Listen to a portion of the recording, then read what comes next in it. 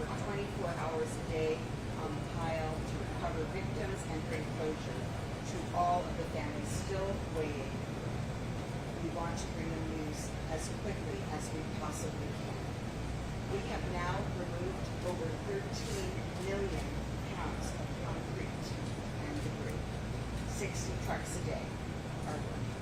And since our last briefing, our first responders have uncovered an additional 18 victims. Excuse me, I stand corrected. We have now uncovered an additional 14 victims of this tragedy. This brings the total number of confirmed fatalities to 78. This is a staggering and heartbreaking number that affects all of us very, very deeply. Please, please continue to keep all of the families in your prayers and in your hearts.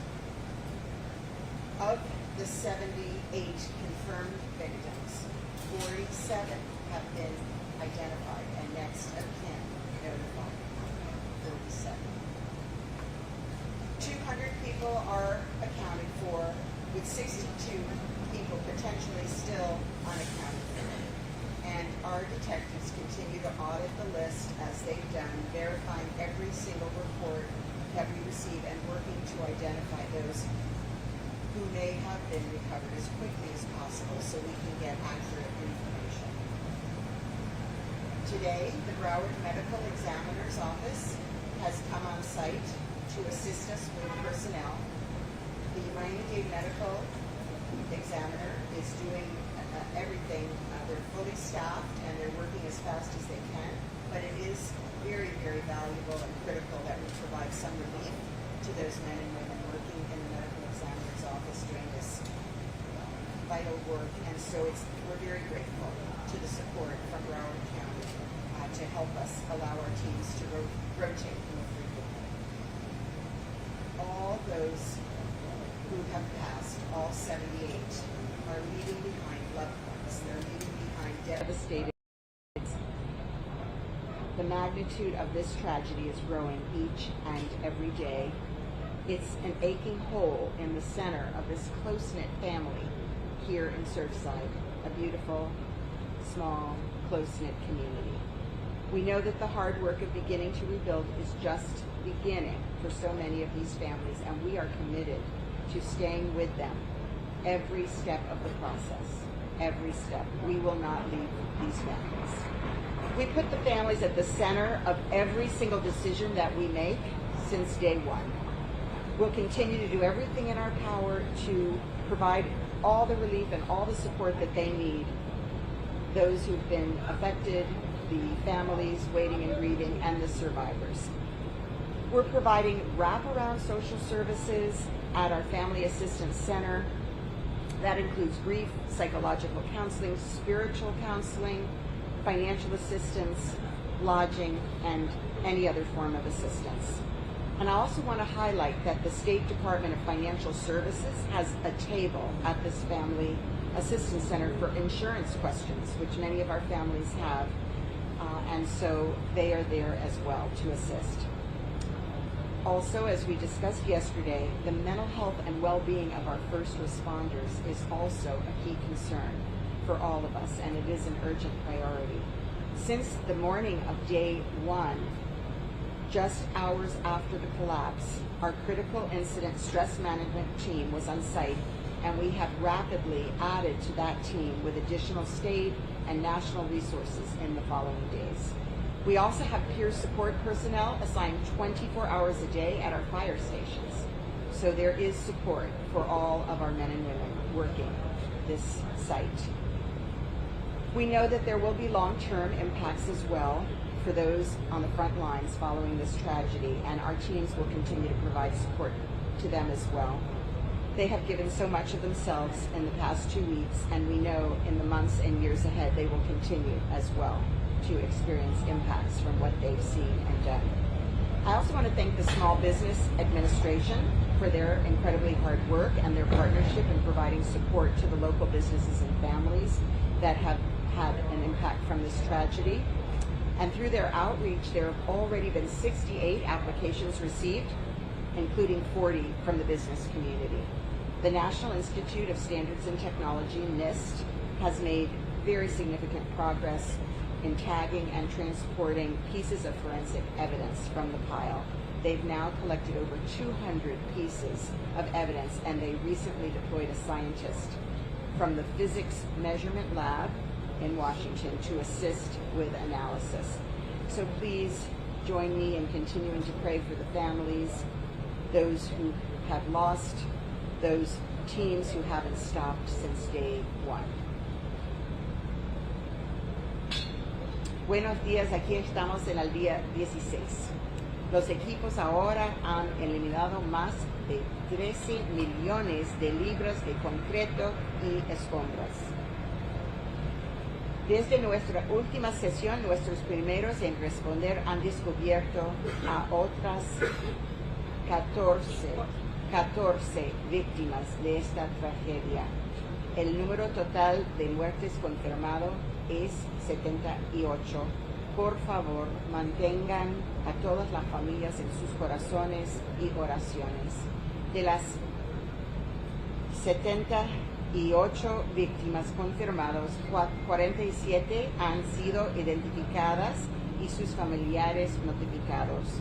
Todos estos 78 dejan atrás a seres queridos y familias devastadas. La magnitud de esta tragedia crece cada día y es un agujero doloroso en el centro de esta hermosa y unida comunidad de Surfside.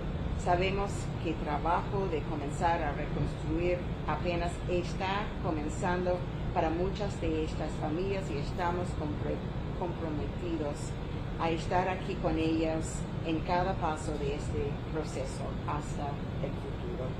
También sabemos que habrá impactos a largo plazo de aquellos en la línea luego de esta tragedia y nuestros equipos continuarán brindando apoyo a los hombres y mujeres que han dado tanto de sí mismos en las próximas semanas, meses y años. Continúe orando por las familias, por aquellos que hemos perdido y por los equipos que no se han detenido desde el primer día. Gracias a todos.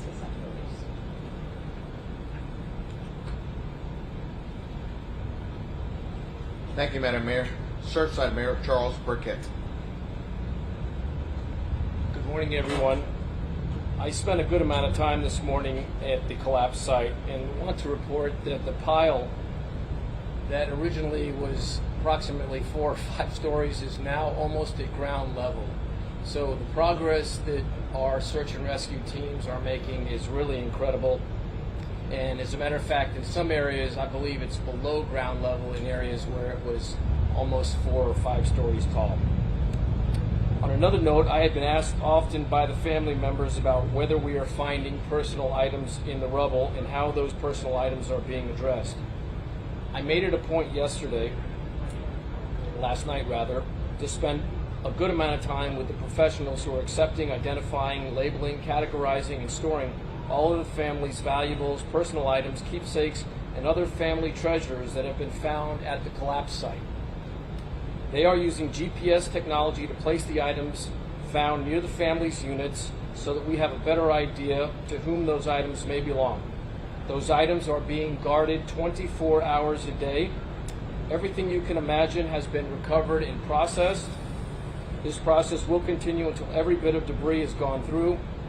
We owe a duty to the families, and I'm proud of the Dade County team within the police department who is undertaking this very, very important work. It means a lot to the families, and I'm glad it's being done like it's being done. Thank you.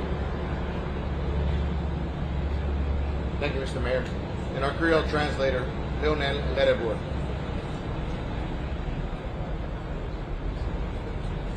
Mesdames, Messieurs, bonjour. Jeudi encore, nous retournons. Ça fait le 16e jour depuis nous retourner sur place. Et après le désastre, nous continuons à travailler 7 jours sur 7, 24 heures sur 24. Et gagner 13 millions de tonnes de débris qui déjà sorti sur ce site-là. Et depuis la dernière fois nous parlons, il y a 14 cas de décès que nous arrivés joindre qui est additionnel. Ça portait le nombre de décès à 78, 47 déjà identifiés, 200 personnes que nous déjà connaissons qui l'a toujours, et monde qui nous pouvons retrouver environ 62. L'équipe de recherche continue à travailler pour assurer que 62, ça effectivement, c'est des gens qui étaient dans le building là, dans notre building.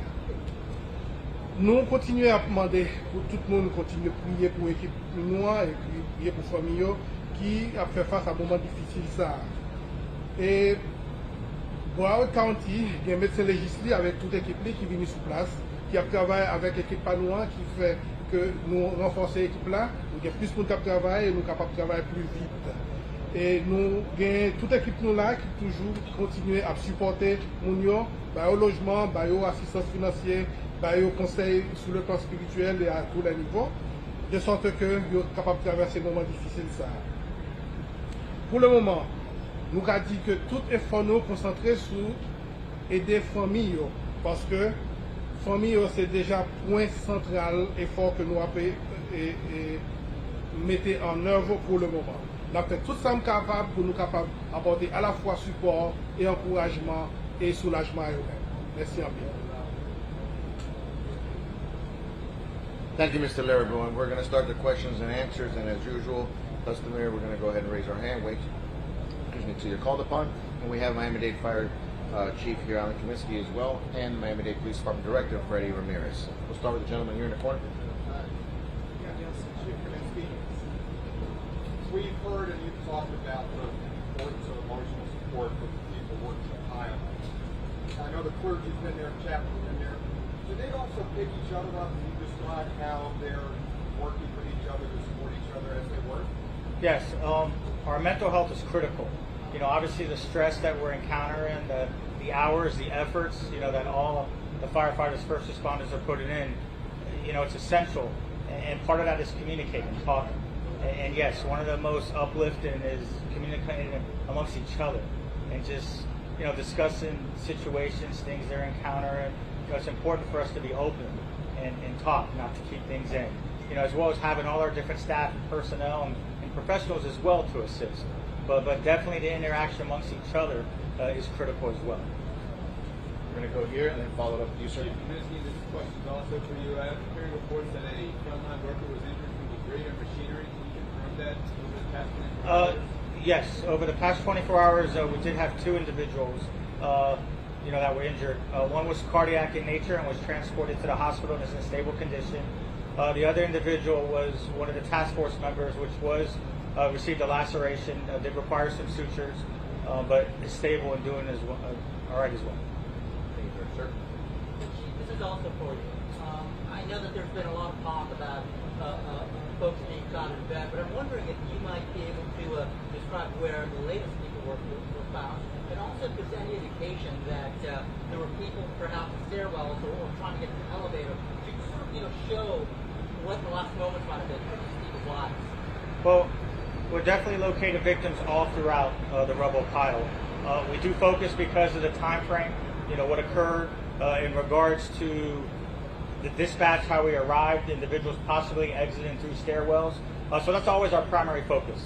So obviously in this type of collapse, it's been extremely difficult just locating that stairwell, that area where we, you know, would hopefully find survivors at that time, and now where we're continuing searching, you know, in a recovery method.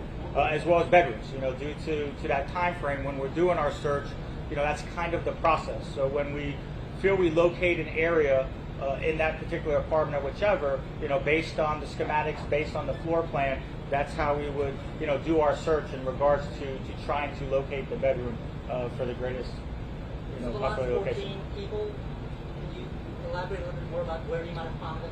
I couldn't be specific where they were located.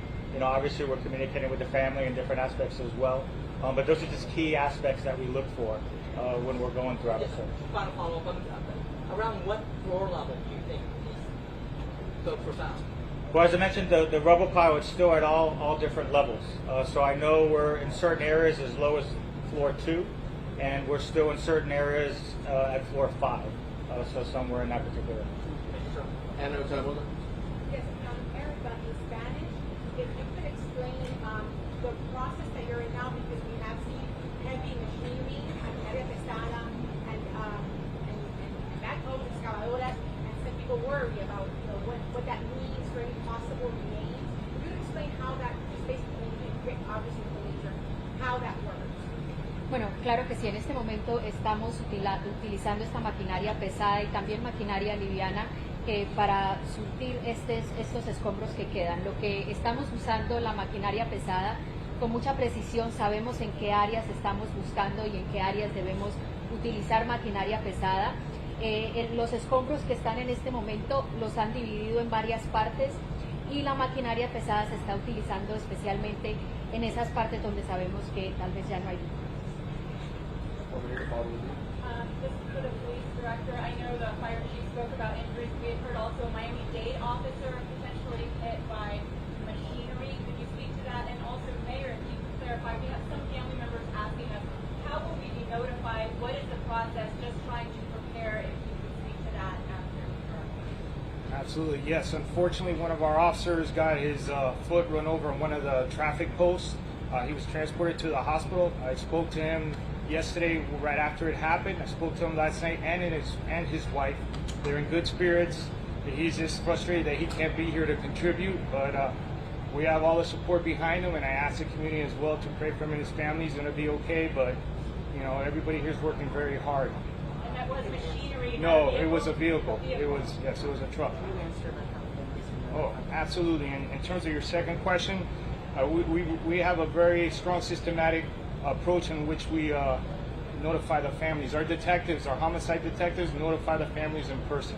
That's why I call them the messengers. The moment we get an ID, they rush right away because those families have been waiting for quite some time, and we take very seriously bringing them closure. And we tell them, as long also with a victim advocate that we have as well. We talk about the wellness. We have victim advocates that are there and support services that help the family comfort, plus all the work that's been put in by the fire department and the family police. I mean, this has been a long process of you know, coping and coming together, and it's just not that one moment. It's the whole process, which has been amazing.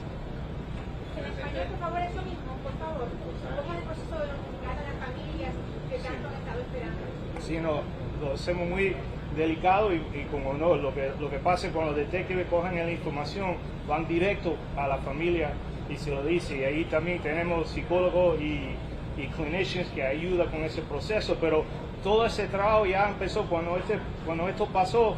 Eso porque tenemos los reuniones con la familia, estamos preparando para estos momentos, estamos procesando esto como una familia, ya tenemos conexión con esta familia y tú sabes, es un proceso muy importante, muy delicado, y la alcaldesa se puso mucho esfuerzo en teniendo conexión con la familia y lo estamos haciendo juntos y estamos sufriendo juntos.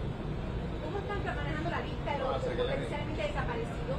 ¿Cómo es? Los que no saben dónde potencialmente desaparecidos. Sí, tenemos como 55 documentados con casos que no sabemos dónde están. Entonces hay otro número que es casi 20 que no sabemos si estaban ahí, si son nombres incorrectos o que piensan que estaban ahí pero no estaban o han fallecido en el pasado. Esos números todavía estamos trabajando, pero no podemos dar un número total porque la familia no queremos estar seguros, y también tenemos el proceso de identificar a los que han fallecido también. Cuando empezamos a identificarlo, esos números empiezan a cambiar. Es muy delicado y siempre hacemos todo pensando en la familia. Last good question, USA Today, followed by you. Thank you. This one is for Mayor Villalba. I understand that this has been a process that's involving liability. The question is it was announced, I believe, to the press on May 9 that you were thinking about closing the building, and then it was imploded on May 11. The question would be, when did the conversations about possibly imploding the building begin? And between that day and when it was actually done, you know, what happened? I guess what I'm getting at is some people are saying, well, maybe if the buildings were imploded earlier, they could have gotten to those areas sooner. So just what are the reasons that they gave them to implode the building? think from the very beginning, there was concern about the stability of that front tower. So the engineers were investigating and considering every option, and at that time, we did not know of the rapid implosion method, and so it was considered that it would take, you heard it, weeks to accomplish. So we continued our search while we also continued exploring the demolition. When we did not learn of this rapid demolition method until right after I announced here at a press event that it was going to take weeks. So the engineers had been meeting right after that with the company that was capable of doing this, and when they were satisfied that this would be safe and a good alternative, we proceeded with all due haste to get it done.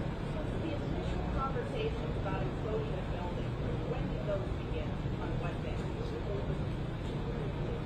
You know, like I say, it was always part of the equation. As to exactly when it was decided that very night, and then the work commenced immediately. Again, as a possibility that would need to be conducted, but something that we thought at the time, with the advice of our engineers, would take a while before it could be accomplished. Last question right here. I wanted to ask the mayor also. Mayor, you mentioned that the medical examiner was on site. I think you asked this, but at the number of bodies that are recovered, can you talk about will there be added resources in it or extra resources in the scene to make sure that there's plenty of resources? Well, first let me be clear, there's always been staff from the medical examiner's office on site. But what we did this morning is we brought the deputy medical examiner, a physician, to the site to continue the efforts on site. And again, we do not have a resource problem in our medical examiner's office, but we had the opportunity to ask Broward to assist us so we could give some relief to our staff, and that started today. It was requested last night, and they arrived today. Thank you, folks. Next briefing is going to be at 5:30. Let's see, it's actually at 5:30.